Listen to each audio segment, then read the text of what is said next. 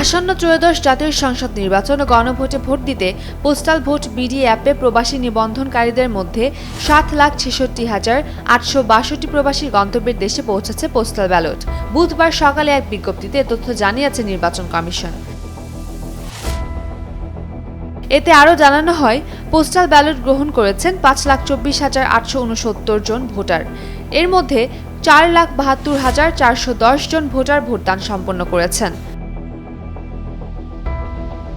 সব মশার বিরুদ্ধে সুরক্ষা দিতে এলো বসুন্ধরা এক্সট্রিম অ্যারোসল, মশার বিরুদ্ধে এক্সট্রিম সুরক্ষা। ভোটার কর্তৃক সংশ্লিষ্ট দেশের পোস্ট অফিসে জমা দেওয়া হয়েছে ৪,৩১,৭৪৮টি পোস্টাল ব্যালট। বাংলাদেশে পৌঁছেছে ৩,২৬,০২০টি ব্যালট। রিটার্নিং কর্মকর্তা ৪১,১৭৮টি ব্যালট গ্রহণ করেছেন।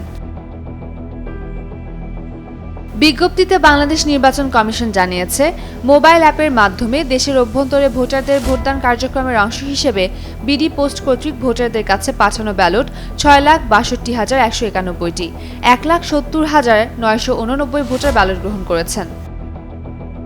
এছাড়া ১,৩১,৬৯১ ভোটার ভোটদান সম্পন্ন করেছেন।